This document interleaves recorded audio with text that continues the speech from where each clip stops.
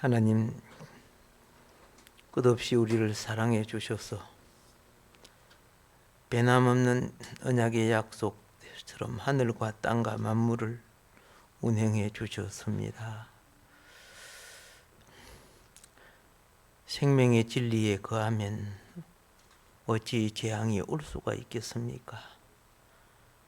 말씀을 어기고 선악과 나무 앞으로 나가므로 심령이 유혹당하고 행위가 주님을 배반하는 일로 말미암아 인류에 들어오는 저주와 사망이 오늘날까지도 계속되고 있습니다. 하나님, 우리에게 주신 큰 과제가 멸망에 처하지 않고 나를 건져주신 이 큰 축복이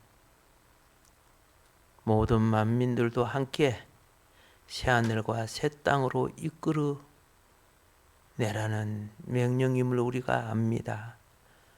우리가 주님 앞에서 오늘 새 힘을 또다시 얻게 하여 주시고 어려운 시절일수록 깨어 있게 하여 주시며 그동안 준비하고 단장하지 못한 여러 부분들을 헤아려 알게 하여 주시사 지혜로운 다섯 처녀처럼 기름 준비되게 하여 주옵소서.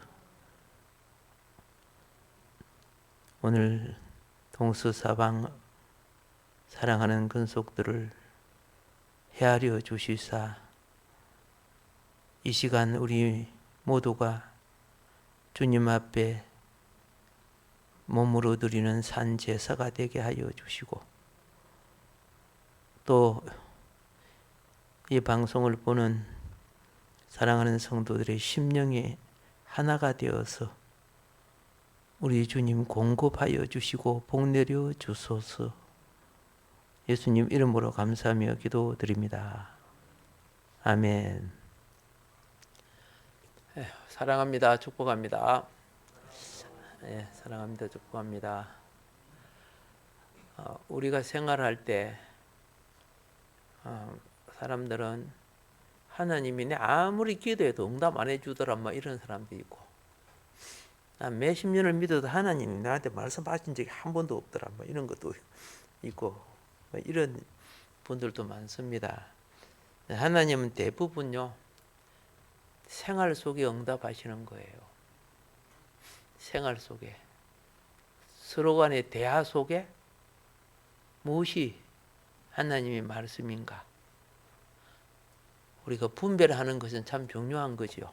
아무 소리나 들으면은 마귀 소리가 되지만은 분별하면 관계 속에 하나님이 말씀하고 계시는 것을 알 수가 있습니다. 그래서 우리는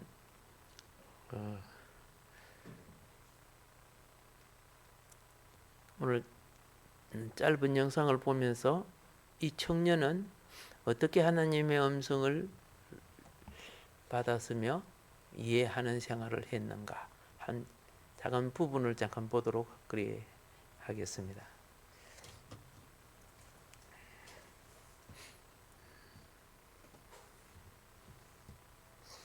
2007년 6월 나는 군대를 제대하고 대학교에 복학을 앞두고 있었다. 한 학기는 휴학을 할 예정이었지만 한 가지 결정이 필요했다. 그것은 그동안 큰 힘이 되어준 대학교의 기독교 동아리를 계속 나갈지 아니면 하나님의 영광을 위해 학업에 올인해야 할지가 고민이었다. 나는 이 결정을 두고 하나님께서 어떤 길을 가기를 원하실지 3개월째 기도를 하고 있었다. 제대가 바로 앞으로 다가왔는데도 그 어떤 응답도 받지 못하고 있었다. 그날도 다른 날처럼 하나님께 여쭤보았다. 하나님, 기독교 동아리를 계속 나가면서도 학업에 충실할 수가 있을까요? 아니면 오직 학업에 올인해서 하나님께서 주신 비전을 이루는 것이 중요할까요? 그때 하나님께서 처음으로 응답을 주셨다. 갑자기 어떤 형이 내 머릿속에 뚜렷하게 떠오르며 그 형에게 조언을 구해야 한다는 생각이 들었다. 그 형은 4년 전 내가 처음 기독교 동아리를 들어갔을 때 1대1로 나를 멘토링해 주셨던 최고참 형이었다. 하나님의 응답이 확실하다는 것은 알았는데 왜 그 형인지 이해가 잘 되지 않았다. 왜냐하면 나는 그때 멘토링 이후 그 형은 취업을 하신 건지 한 번도 볼 수가 없었고, 나는 그 형을 지난 4년 동안 한 번도 생각해 본 적이 없었기 때문이다. 나는 그 응답을 마음에 품고 그 형과 연락이 닿는 사람이 있는지 기독교 동아리 선배 중 몇 분에게 물어봤지만 연락이 닿는 사람이 없어서 나는 조금은 시들해지게 되었다. 그래서 기독교 동아리 선배들을 만나 내 상황에 대해 설명하고 어떤 선택을 해야 할지 조언을 구했다. 대부분 선배들은 기독교 동아리를 하면서도 충분히 공부를 할 수 있다고, 걱정하지 않아도 된다고 조언을 해주셨다. 그 조언이 감사했지만 내 마음은 여전히 불편했고 어떠한 선택도 할 수가 없었다. 그래서 나는 그때 기도응답으로 보여주셨던 그 형에 대해 다시 찾기 시작했다. 그러다 우연히 어떤 선배와 이야기를 하다가 아마 그 친구가 아직 연락할 거야 라는 말을 들었다. 그분을 통해 극적으로 그 형의 연락처를 알게 되었고 나는 전화를 했다. 안녕하세요. 저 기억나실지 모르겠는데 4년 전에 1대1 멘토링을 받았던 누구누구라고 해요. 다름이 아니라 신앙적인 조언을 좀 구하려고 연락드렸어요. 형은 지금 서울로 취업해서 근무 중이고 전화 당시에는 바빠서 이메일을 알려주시며 궁금한 부분을 보내주면 답변을 보내주시겠다고 하셨다. 나는 나의 고민을 적어 이메일로 보냈다. 그러고 나니 한 가지 의문이랄까 의심이 들었다. 하나님께서 이 형을 생각나게 하셔서 연락을 드리기는 했는데 다른 선배들은 직접 만나서 조언을 해줘도 선택을 하는데 도움을 받지 못했는데 어떻게 이메일로 그 고민이 해결될 수 있을까 하는 것이었다. 다음날 메일을 확인해보니 정말로 그 형의 메일이 도착해 있었다. 약간의 기대하는 마음으로 그 메일을 읽어보았다. 메일을 읽어 내려가다 어떤 한 문장을 읽는데 그 문장을 읽음과 동시에 완전한 평안이 임했다. 그 내용은 이랬다. 너의 메일을 읽어보니 하나님을 얼마나 사랑하는지 알 수 있었어. 그런 마음이라면 하나님께서 내가 어떤 선택을 해도 기뻐하실 거라는 생각이 들었어. 기도를 했던 3개월과 군대를 제대하고 한 달 동안 이 선택을 생각하면 단 한 번도 마음이 편한 적이 없었다. 그런데 하나님께서 기도 중에 보여주신 이 형의 메일을 읽다가 정말로 완전한 평안이 찾아온 것이었다. 나는 기독교 동아리를 선택하지 않고 학업에 올인하는 쪽을 택했다. 지금 돌아보면 그 반대를 택해도 좋았겠다 생각하지만 그때는 하나님을 위해 어떤 꿈을 이루고 싶은 열망이 컸다. 나는 이 일을 통해 하나님은 시간이 걸리더라도 기도에 응답하신다는 것을 알게 되었고 설령 응답을 내가 이해하기 어렵더라도 그 응답은 실제로 이루어짐을 알게 되었다. 그리고 왜 그 형이었을까를 생각해 봤는데 그 형의 메일의 내용을 볼 때 이 형은 하나님을 잘 알고 있고 하나님께 쓰임받을 준비가 되어 있었다고 느껴졌다. 그래서 나도 하나님께 쓰임받을 준비가 된 사람이면 좋겠다고 생각했다. 궁금한 점이나 느낀 점. 아멘. 평범한 생활 속에 궁금한 점, 우리의 삶의 상황 속에 하나님 이렇게 또 응답하신다는 거죠. 거기에서 핵심은 내가 하나님을 사랑하느냐가 중요한 거예요. 예. 많은 응답은 하나님이 원치 않은 것을 사랑하면 마귀가 그 응답을 가져와요. 사람은 냄새 피우는 욕구를 통해 파리가 오기도 하고 벌이 오기도 하고 나비가 오기도 하는 거예요. 우리는 또 하나님 앞에 저 시간이 하나님이 찾으시는 예배, 신령과 진정으로 예배하는 기도문 함께 하도록 그리하겠습니다. 다 같이 기도하는 마음으로 읽읍시다. 신령과 진정으로 예배하기 위한 기도문. 하나님이 찾으시고 받으시는 예배자가 되기 위해 이 시간 성령의 임재가 임하는 신령한 마음을 가집니다. 외식됨을 버리고 참된 실천을 준행하는 진정한 행위로서 예배에 참여합니다. 신령과 진정이 있는 한 영원히 안전할 것을 압니다. 하나님, 나는 죄인입니다. 하나님, 나는 죄인입니다. 한 주간의 생활 속에 때로는 믿음을 떠나 치우친 생각과 천박한 감정에 잡혀서 영혼과 행동이 더럽혀졌습니다. 가정과 생활에 말과 표정과 태도가 단정치 못해 인간미를 추하게 만들었습니다. 소유와 행동과 생활의 누림이 이기적임으로 인해 영혼의 성화를 이루는 소금의 사명에 맛 잃은 자 되었고, 부적절한 사회적 처신으로 인해 의와 선의 영광을 가렸습니다. 말씀과 기도로 자아를 성찰하지 못한 부족함을 회개합니다. 용서하여 주옵소서. 창조하신 만물을 선물로 주셨건만 만물의 영장인 인간의 가치와 의무를 무시하고 세속의 탐욕에 빠져서 영광 돌려야 할 자의 삶이 심히 부끄러웠음을 고백합니다. 하나님 형상의 갖춤인 진선미를 더럽혔고 인류에게 주신 의와 거룩과 화평을 욕되게 하는 자가 되었고, 상호간의 의무보다 탐심으로 이웃과 사회에 해악을 끼치기도 하였습니다. 한번 가면 돌이킬 수 없는 인생을 낭비하고 어둡고 그늘진 곳에 물들어 타고난 선한 재능의 기회를 개발하지 못하였고, 왜곡된 자존심으로 무디어진 양심이 되어 흠과 점과 티와 주름 잡힌 생활들을 회개와 반성과 결단 없이 살았던 이 한 주간의 삶을 용서해 주시옵고, 정결한 영을 부어 주시어 주께 연락되는 신령한 예배가 되게 하시옵소서.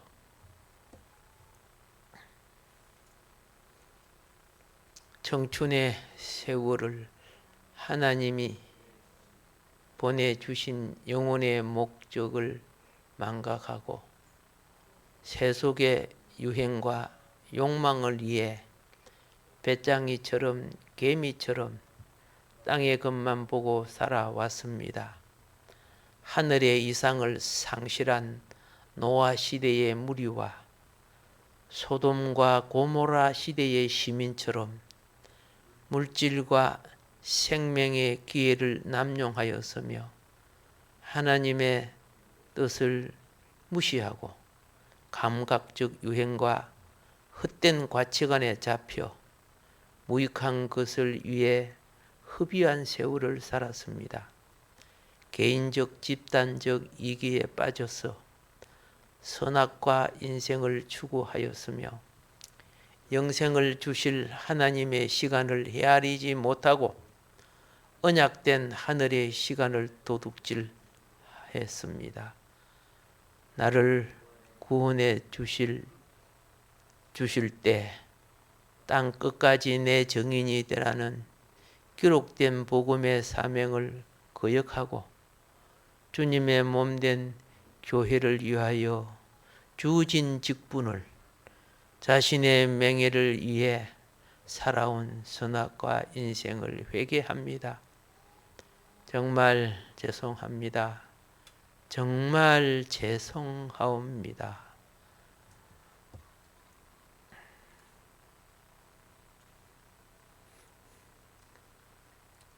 끝으로 너희가 주 안에서와 그의 힘의 능력으로 강건하여지고 마귀의 관계를 능히 대적하기 위하여 하나님의 전신갑주를 입어라.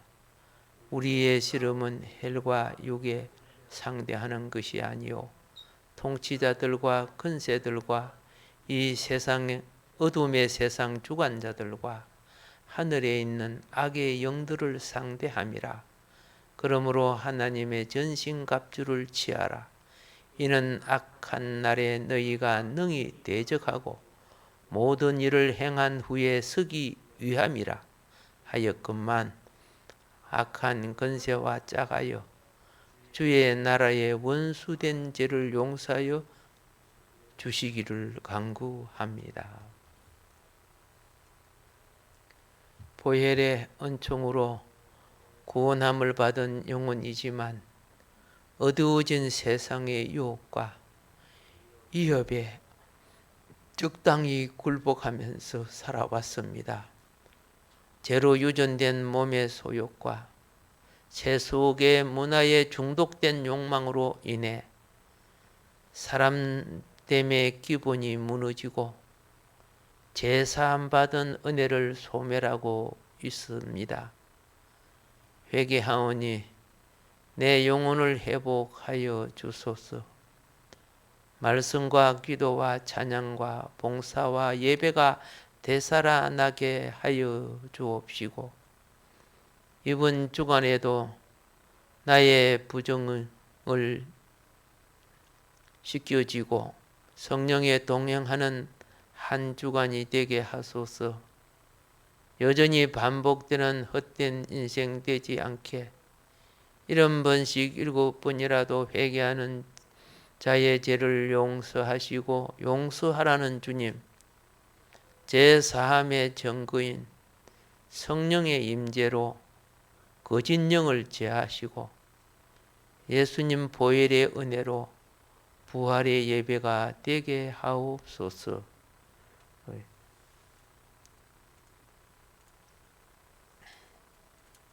다 같이 큰 소리로 예수님, 예수님, 나의 심령 안으로 들어오셔서 나의 심령 안으로 들어오셔서 나의 주인이 되어 주소서. 나의 주인이 되어 주소서. 성령으로 충만케 하소서. 성령으로 충만케 하소서. 하나님 사랑합니다. 하나님 사랑합니다. 아멘, 아멘. 주 예수 그리스도의 이름으로 하나님 아버지께 기도드립니다. 아멘.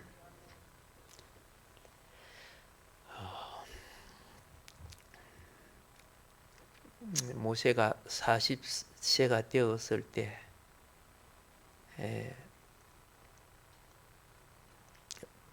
바로를 피해서 미디안 땅에서 80세까지 죽지 않고 살았던 것을 우리는 압니다.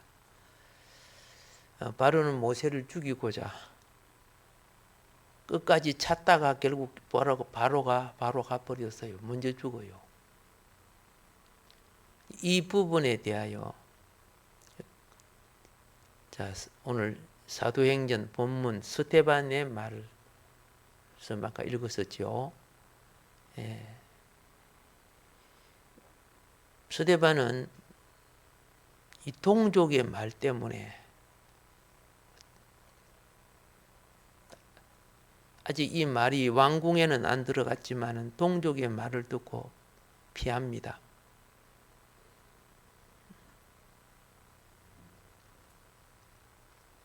내가 사도행전 7장 28절에 내가 어제 애굽 사람을 죽인 과 같이 또 나를 죽이려느냐. 무슨 일이 일어날 것인가를, 앞으로 어떤 일이 생겨질 것인가를 알고 애굽을 도망쳐 미디안으로 갔습니다. 소식이 모세가 없으니까 또 찾았겠죠.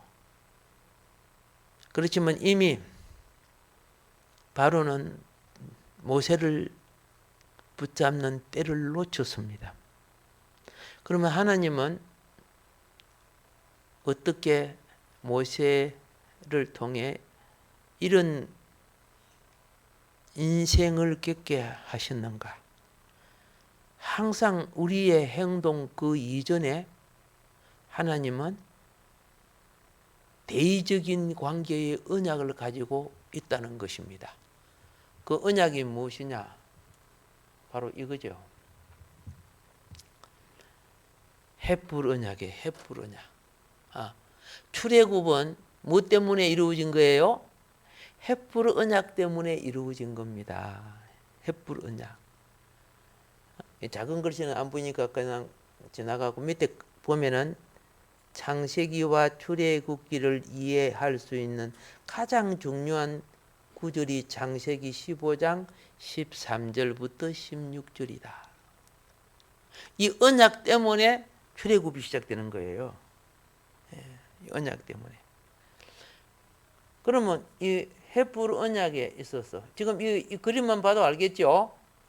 예? 짐승을 반을 나눠 갖고 이래 놓고 그 가운데로 하나님이 어떻게 합니까? 불이 되어서 통과하면서 언약을 체결하는 과정이죠. 이 헷불 언약은 아브라함이 체결한 게 아니에요. 아브라함 자버렸죠, 그죠? 그리고 아브라함은 꿈에 무서운 꿈을 꾸죠. 두려운 꿈을 꾸고 하나님은 홀로 체결했죠. 예.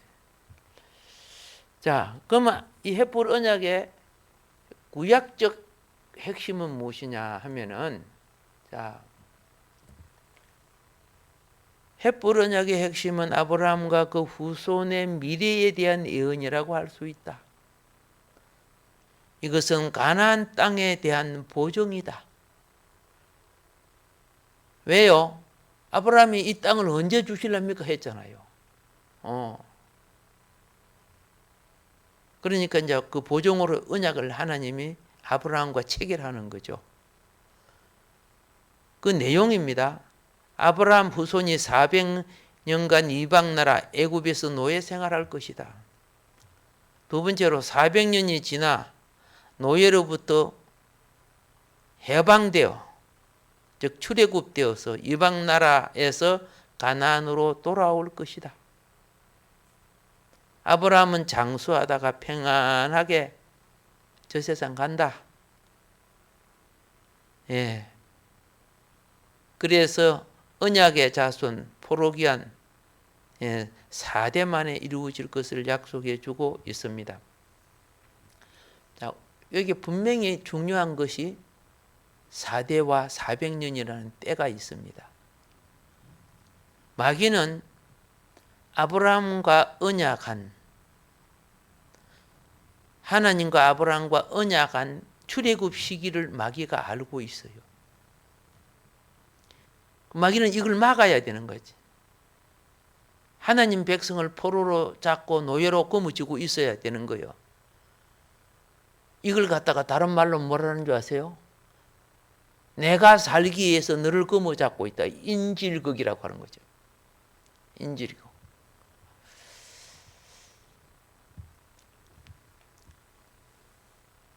그런데 이들이 나가려고 하면은 400년 후에 태어난 그 노예들이 내비게이션이 있습니까? 지도가 있습니까? 어디에 가나안 땅이 있는 거 몰라요. 그 사막 광야에 탁 나가면 어디로 갈지 모르잖아요. 그러니까 이들을 인도할 지도자가 없어야 이들이 갈 수가 없는 거야. 그래서 이를 막기 위해서 인도할 지도자를 적발해서 없애야 됩니다. 지금 출애굽 시기가 가까워오고 있어요. 마귀가 지금 안달이 나고 있어요. 그래서 너 엉뚱한 생각하지 마. 옛날에 구인들이요, 풀어놓으면 탈령을 했잖아요. 그러니까 막 주일날, 일요일에도 막 계속 일을 시켜. 엉뚱한 생각 못하게. 그래 강제 노역으로 이야기 듣기로는 메시아가 나타나서 우리를 약속의 땅으로 인도한다고 했는데 왜 이 고생만 시키고 있네. 이제 이런 상황이죠. 그들 속에는 메시아를 기다리는 것, 출애굽시킬 인도자를 기다리고 있었고 바로도 그걸 알고 있었어요. 그러니까 이 인도자를 없애려고 했는데 딱 나중에 드러나니까 누구였어? 모세였죠. 모세는 지리를 다 알잖아요. 그래서 모세를 없애려고 한 거죠. 모세가 있으면은 이 백성들이 나갈 수 있으니까. 400년 동안 애굽에서 고욕을 치르는 이 기간 동안, 예. 가나안 족속들은 또 뭐 했느냐? 가나안 족속들은 하나님을 반역하는 짓을 계속 저질러 왔어요. 그래서 가나안 족속 모두가 어디에 해당하는 죄를 저질렀어요? 사형에 해당하는, 이걸 갖다가 옛날 성경은 제하기 관영했다. 관영치 아니함으로 사형에 아직 해당하는 죄가 아직 덜 됐다는 거죠. 그리고 노예 백성인 이스라엘 백성들도 아직 메시아에 대한 갈망이 아직 부족했어요. 무르익지 못했어요. 이스라엘 백성이 포로기간이 아니라 포로로 잡혀갈 때도요, 거짓 선지자가 나타나서 포로로 잡혀가고 나면 2년 만에 돌아온다 막 그런 거짓말을 하고 그랬잖아요. 예. 환란 기간이 되면 참 거짓이 많아져요. 사람들은 여기에 귀를 기울이고 저기에 귀를 기울이고 그래서 자기의 안위를 찾아서 마음이 빼앗기고 있는데, 우리는 성경을 알아요. 하나님의 때를 볼 줄 알아야 돼요. 이 하나님이 출애굽 시기도 바로가 알고 느끼고 있는 거죠. 마귀가 아까 그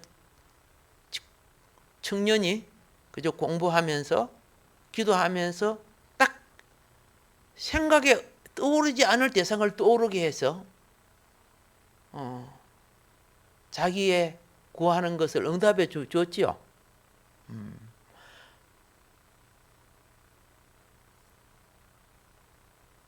마귀도 자기 때를 알고 그 시대에 사는 사람 여러분과 나도 하나님이 나를 섭리하는 때를 알아야 돼요.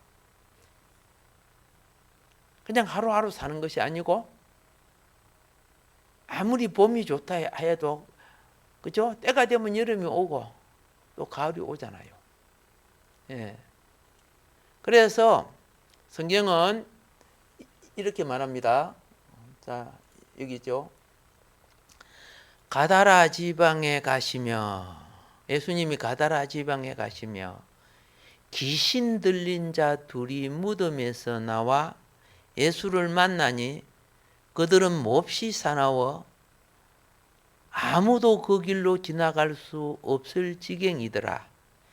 이에 그들이 소리질러 이르되 하나님의 아들이여 우리가 당신과 무슨 상관이 있나이까?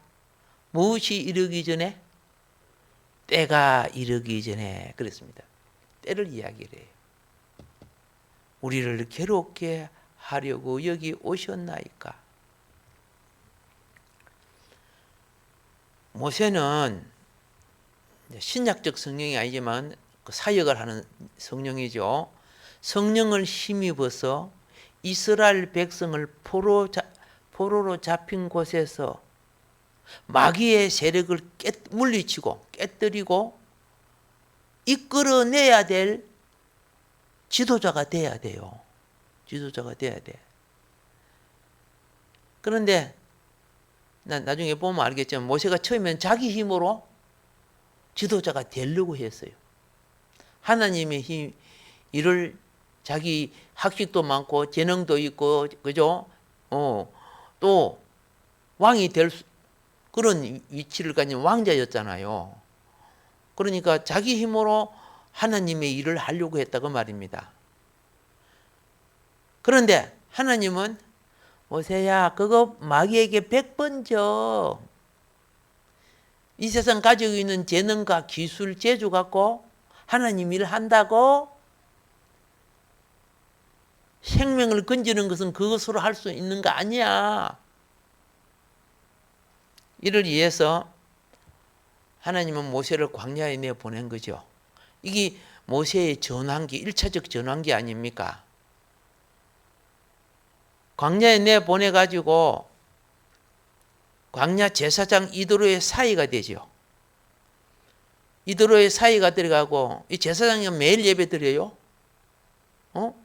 아침마다 예배 참석하는 거야. 예. 이를 통해 그는 자신도 모르게 신인식의 영성을 가지게 되는 거예요. 무슨 영성? 신인식의 영성. 예. 사람이 어떤 일을 자꾸 보면은 이런 게 있잖아요.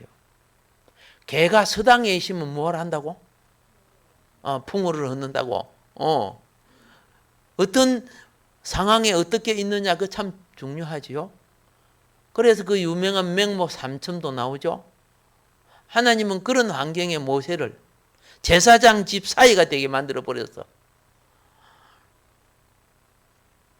모세에게 필요한 거야. 과거에는 세상의 기능과 재능과 학식이 필요했지만 지금은 그게 아니었어. 영성 훈련하는 때가 되었어. 그래서 하나님은 그에게 나타날 때 모세가 무슨 말이야? 어디서 들리는 거야? 그렇게 안 했죠. 바로 알아듣죠. 하나님 말씀하는 걸. 근데 어린 사무엘은 영성은 있었지만 말귀를 못 알아듣죠. 그리고 엘리 제사장을 3번이나 찾아가가지고 나 불렀습니까? 나 불렀습니까? 신의 소리를 분별을 못하는 거죠. 네, 그런 것을 우리가 압니다. 그래서 모세가 지금 도망쳐 나올 때는 사건이 일어났지만은 하나님이 그 사건을 알고 계시죠. 모세를 광야로 불러내는 사건이요. 그래서 그 사건이 일어나는 시기로 봐서는 모세는 영성이 열리지 않은 사람이라 믿음은 가지고 있었지만은 어쨌든 환경적 섭리를 통해서 미디안 광야로 모세가 가서 40년 동안, 참 오랜 세월입니다. 40년 동안 이스라엘 백성의 구원을 위한 영적인 갑주를 입고 준비하는 거예요. 자신도 잘 모르는 가운데 그렇게 되는 거죠. 그래서 용사가 되는 과정이 몇 년 세월? 40년 준비 세월이었습니다. 이 출애굽하는 미디안 광야는 애굽의 영향이 미치지 못하게 만들어 놨어요. 애굽이 얼마나 화려합니까? 그죠?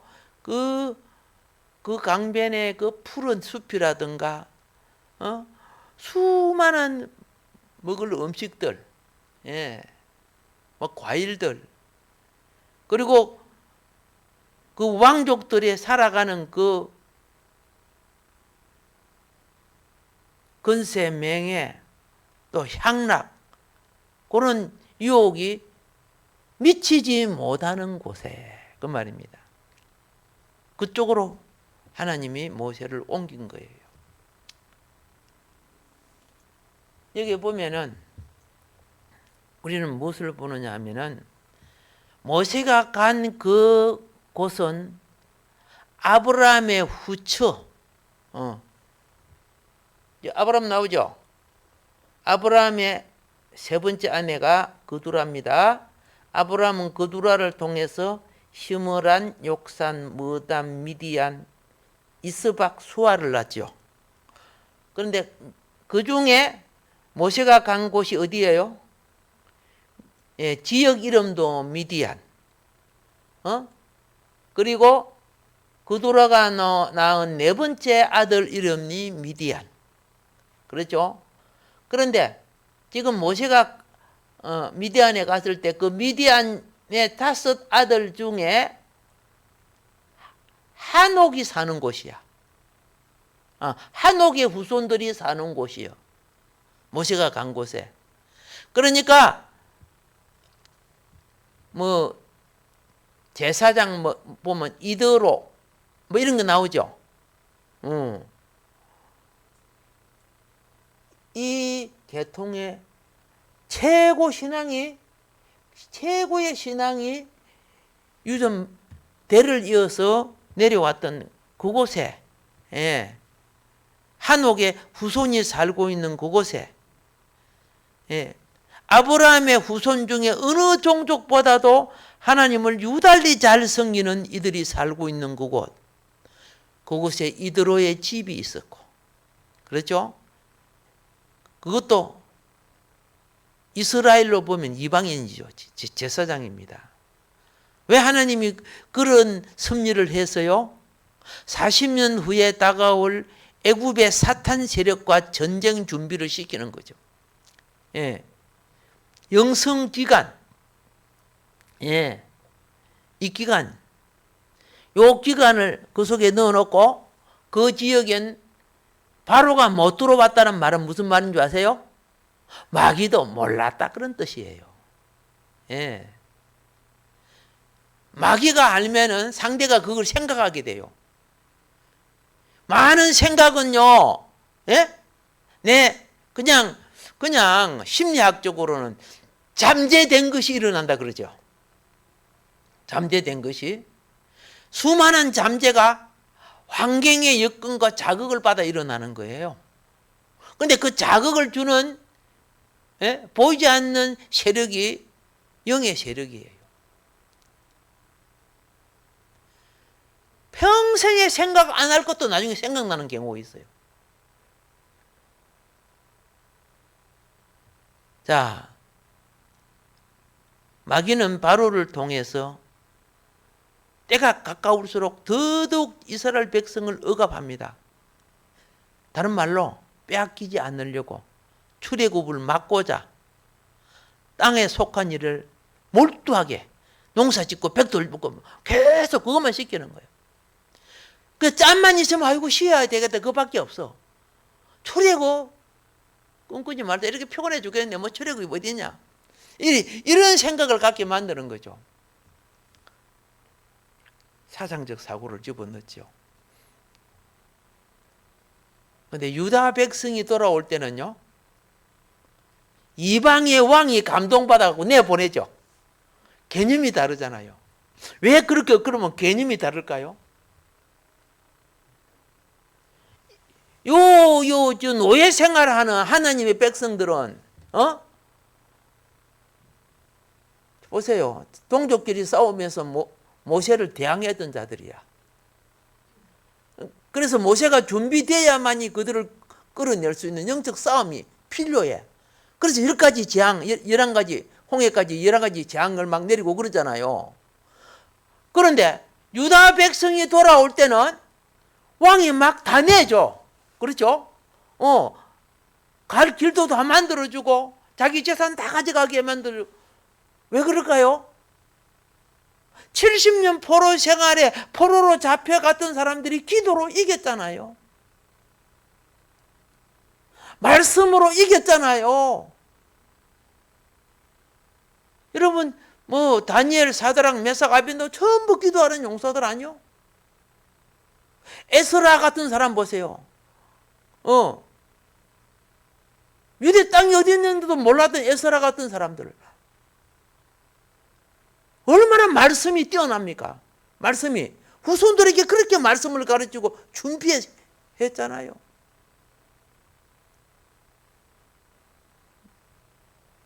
마귀가 왕이 아니라 하만을 통해 갖고 멸족하려고 할 때, 그죠? 죽으면 죽으리라. 전 백성을 물도 마시지 말고 3일 금식시킬 때 유대 백성들이 따라서 안 따랐어요. 오늘날 그리 선포하면 믿는 사람이 몇 사람 따를까? 개념 자체가 달라요. 예. 한 위기에 하나가 되니까. 그렇죠? 그래서 아말렉, 하만 족속들을 다 멸해버리는 거예요. 이게 영적 전쟁이란 말입니다. 영적 전쟁의 원리를 가르쳐 주는 거예요. 역사를 통했고. 마지막 때가 되면 종말적 때가 있어요. 이거는 아까 말한 거는 출애굽은 시대적 때고, 시대적 때가 마무리되는 것을 종말적 때라고 하는 겁니다. 그 때가 오면 어떤 현상이 있느냐? 여기 보면은 땅과 바다는 화 있을진적 이는 마귀가 자기의 때가 얼마 남지 않은 줄을 알므로 크게 분내어 너희에게 내려갔음이라 하더라. 계시록 12장 12절에. 그렇죠? 출애굽 시대처럼 하나님의 백성들이 땅의 일에 잡혀서 마귀도 알고 있는 그 시대의 때를 준비하지 못하고 있었습니다. 이제는 과거를 거울로 삼아 현실을 직시하고 미래를 대비하여야 합니다. 출애굽처럼 세상에 치우쳐 방종하다가 기회를 놓치게 되는 것입니다. 출애굽은 그렇게 해줬어요. 그러나 마지막 때는 이미 경고를 주고 가르쳐 줬잖아요. 말씀이 발에 등이 되고 길에 빛이 되게 준비해야 되는 거죠. 그리고 같이 예수를 믿어도 기름 준비한 자가 있고 기름 준비 못한 자가 있잖아요. 울며 이를 간 자들은 기름 준비 못하고 어둠의 밤에 그죠? 의의 등불 밝히지 못했던 사람들 아니요? 모세는 그의 조상 야곱은 하란에 정착해서 가족을 이끌고 나왔죠. 예. 하란에서 21년 고생하고 모세는 미디안에 정착해서 번성된 출애굽 백성을 찾아가서 싸워서 이겨서 나오는 거예요.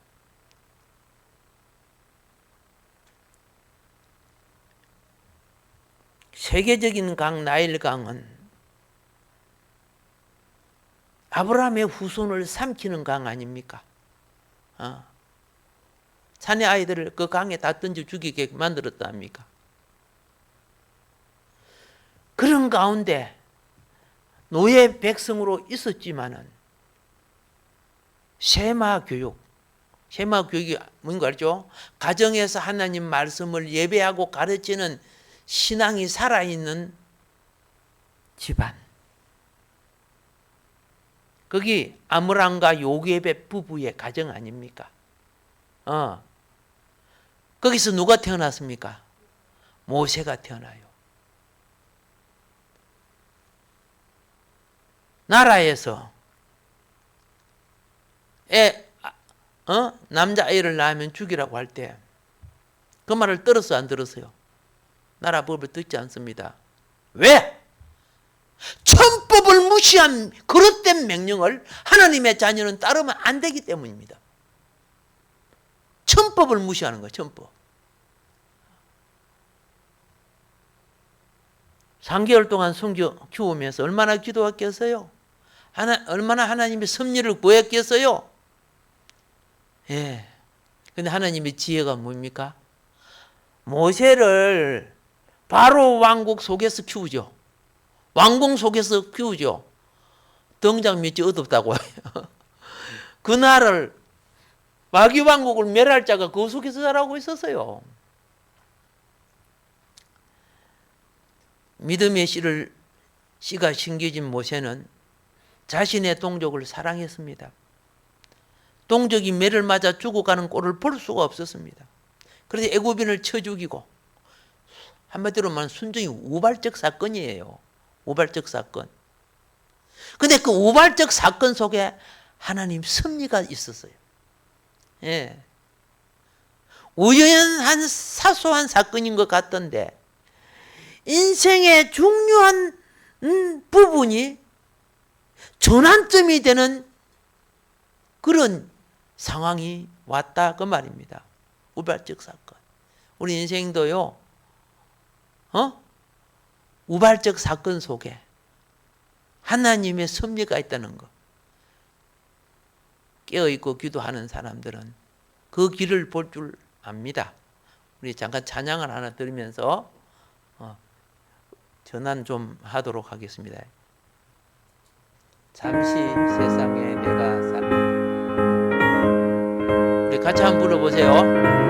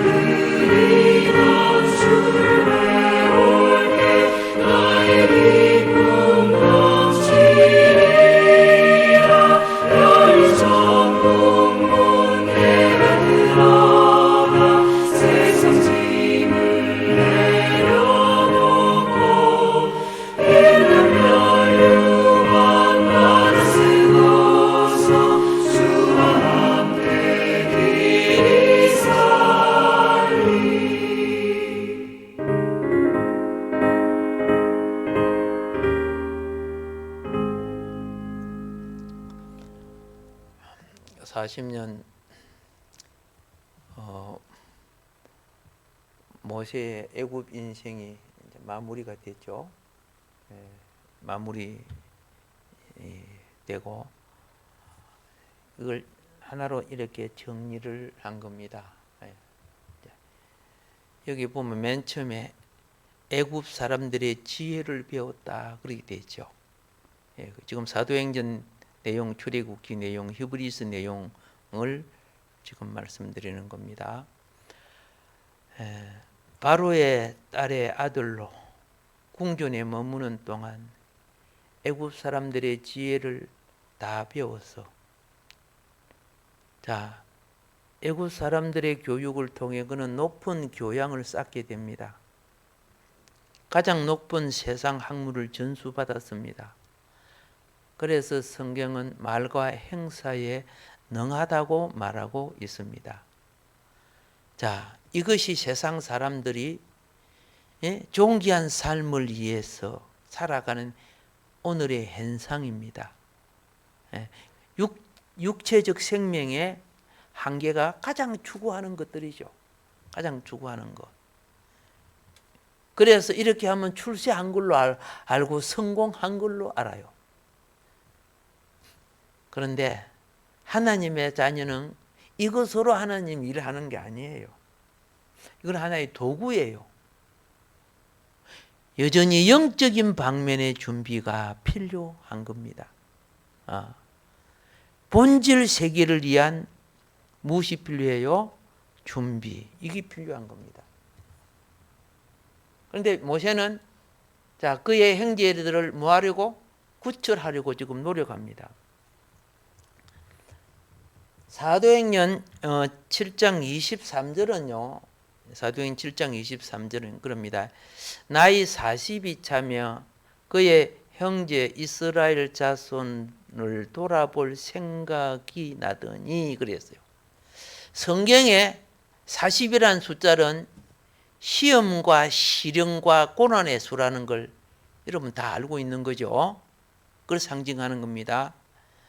이스라엘 자손들이 광야 40년 시련 받은 거 알죠?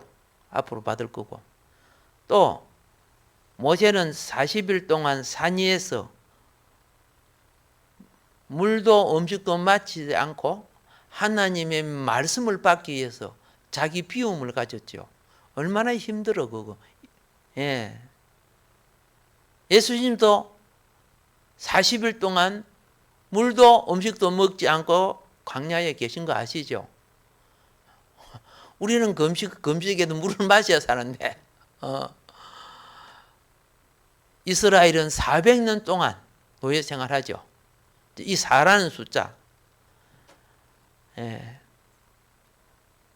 그런데 그는 그 화려한 왕궁에 살았지만 영으로는 붙잡혀 있는 고난의 세월이었어요. 지금 육으로 고통을 당하고 광야에 쫓겨갔지만 이때부터 모세는 영이 열리기 시작하는 거예요. 여러분 세상을 너무 많이 누리는 사람은 영이 눌려버려요. 그런 사람들 예배도 기도도 말씀도 안 나와요. 영이 눌려버린 사람들이요. 너무 세상에 잡혀 있으면. 자, 화려한 애굽의 그 상황 속에 하나님은 40세에 모세를 이끌어내어서 이스라엘을 구원할 수 있도록 준비하기 시작합니다. 즉 장비를 갖추기 시작하는 겁니다. 그런데 모세는 그때까지 인본주의 생각입니다. 7장 25절이 바로 거기에요. 여기 나오죠. 7장 25절. 하나님이 자기 손을 빌어 자기 동족을 구원하여 주실 것을 깨달으리라 생각했다. 그 말이에요. 하나님께서 자기 손을 빌어 그들을 구원하여 주실 것을 깨달으리라고.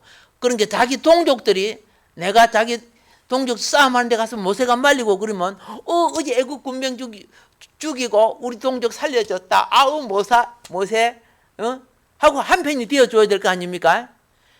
모세가 자기는 그렇게 생각한 거죠. 그래서 동족인 히브리인을 압제하는 애굽인을 죽여서 모래에 감춥니다. 그럼 다른 말로 말할게요. 모세는 세상적으로 육이 강한 사람이야. 학문도 뛰어나고 재능도 뛰어나고 육도 강해. 그것만 강한 줄 아세요? 사도행전 7장 22절에 보면 말에 능했다고, 말도 참 잘했다는 뜻이죠. 그런데요, 나중에 말이 또 달라. 출애굽기 4장 10절에 보면은 모세야, 네 애굽에 가서 네 동족 끌어내라. 주여, 나는 말에 능치 못한지라 나는 이미 뻣뻣하고 해가 둔합니다. 이렇게 했어요. 40년 후에 하나님 앞에. 아니 성경은 능하다고 했는데 여기는 왜 능치 못하다고 했는가? 교육도 다 받고 자격도 갖춘 사람인데 그가 얼마나 담대하게 행동했습니까? 여기서 우리는 뭘 기억했느냐? 능력과 담대함 이런 거 다 재능과 학식 이게 다 타고난 자아가 개발해서 갖추는 거예요. 천년적으로 나는 태어났지만은 뭐 총리나 성격을 조상으로부터 물려받은 것도 있지만은 내가 공부할 수 있고 재능을 갖출 수 있는 환경 속에 자아 개발을 해야 안 돼요. 자아 개발되는 거예요. 그런데 뭘 알아야 되느냐 하면은요, 자아가 개발되어 자기 영역이 클수록 자아도 강해지는 거예요. 강해지게 돼 있어요. 그런데 그 자아가 원래 그 자아의 그 중심 자리가 원래 무슨 자리인 줄 아세요? 하나님이 영이 거하는 자리예요. 타락함으로 그 자리에 누가 들어 앉아 있어요? 예, 죄가 들어 앉고 사단, 예, 사단의 주체가 들어 앉아서 나와 함께 짜가고 있는 게 자아예요. 성경에 보면 이렇게 했죠. 네가 이것을 먹는 날에는 뭐처럼 되고 하나님처럼 되고. 예. 자녀가 자아가 강하면은 그 마음 속에 부모의 마음보다도 지고집이 더 세요.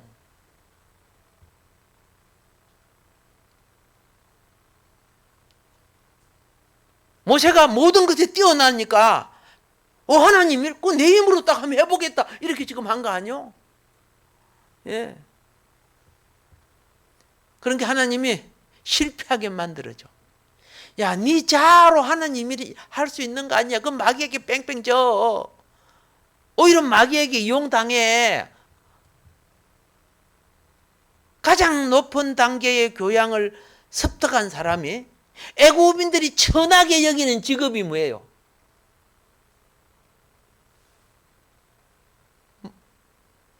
목자들 아니요, 목자들.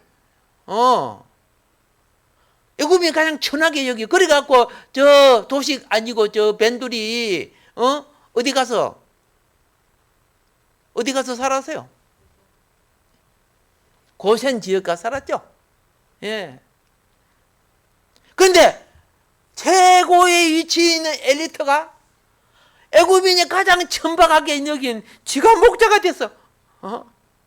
양떼 몰고 다니는 목자가 된 거예요. 40년 동안 모세는 제사장 안에 영성을 익히고 자기 비움의 훈련을 한 거예요. 40년 동안 재능과 기술과 명예와 권력을 채워왔던 모세가 이제 자기 비움의 길을 갔어요.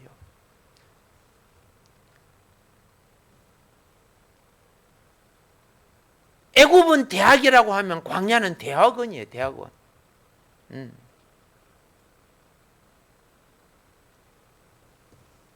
자기 타고난 재능과 능력을 발휘하지 않도록 훈련을 받아. 똑같은 일을 해도 내가 했다가 될 수 있고 주가 했다가 될 수 있어요.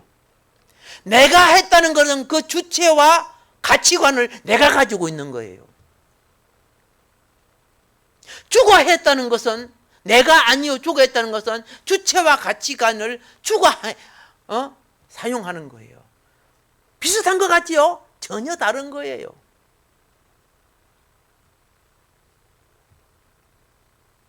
내가 기도 많이 했다. 네 상 다 받았다. 그랬잖아요. 내가 봉사 많이 했다. 네 상 다 받았다. 성경 나와요, 안 나와요? 나와요.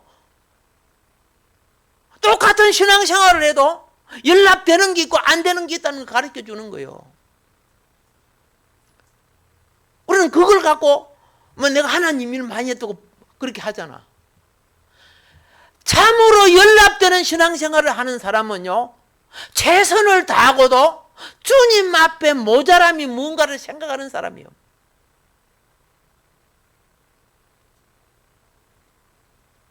그래서 은사가 나타나고 역사가 일어나고 기적이 나가고 귀신이 나가고 그렇게 했던 사람들이 주의 이름으로 귀신을 쫓고 주의 이름으로 요것도 하고 주의 이름으로 저것도 했다고 자랑했어 안 했어요? 근데 주님이 뭐라 했어요? 너 모른다.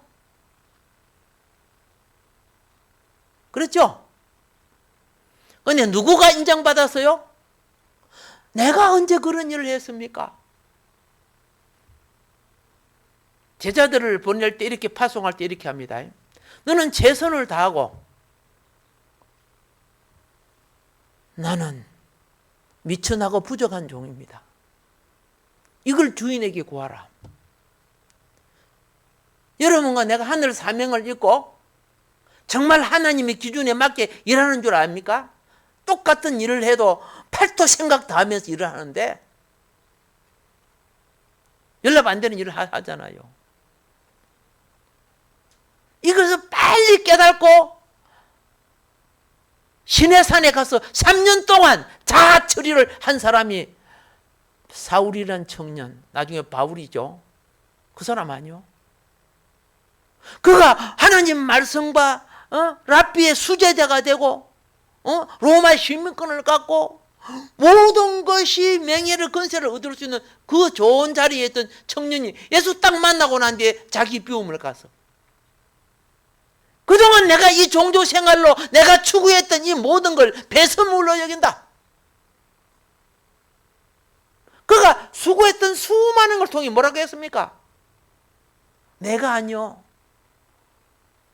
나 안에 계시고 나를 지시하시고 내가 할 때 능력 나타내 주시는 그분이다. 내가 아니요 그리스도다. 그랬잖아요. 모세를 지금 그렇게 만드는 과정에 있는 거예요. 모세를. 오늘날 종교적 방법으로 그렇죠? 자기 재능, 자기 물질, 자기 방법으로 출세하고 성공할 수 있어요. 성경에 나온 그 부자 보세요. 얼마나 출세했습니까? 날마다 호화로이 잔치했어요. 어디 갔어요? 예, 없는 사람을 예수님이 들어서 비유한 게 아니야. 그 시대에 있었던 사람을 들어서 말씀하신 거예요. 그 사람이 죽고 난 뒤에 영혼이 어디 있음을 가르쳐 준 거 아니요? 외식된 껍데기 종교에 잡히지 말라는 거예요. 본질을 보라는 거예요.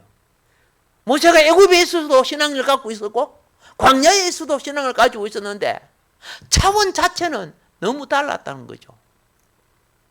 그래서 말도 잘했고 담대했고 능력도 있고 강했던 모세, 나중에 하나님이 부를 때 모세는 아무것도 아니요. 나 아무것도 안 됩니다. 그렇죠? 난 말도 못하고 어떤 그것도 안 됩니다. 그래 했잖아요. 여기서는 자기 힘으로 할 줄 알았던 그 젊은 날의 그 모세의 사고방식. 그래서 하나님이 그분의 목적을 위하여 그렇죠?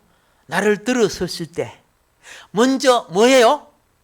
세상을 알게 해요. 지식도 재능도 뭐도 다 알게 하는 거예요. 그런데 그걸 알게 할 때 동시에 무엇이 자라요? 내가 잘하는 거야. 내가 똑똑하고 내가 재능이 있고 내가 기술이 있고 내가 이게 자가 우상이에요. 우상이 같이 자라는 거예요. 여러분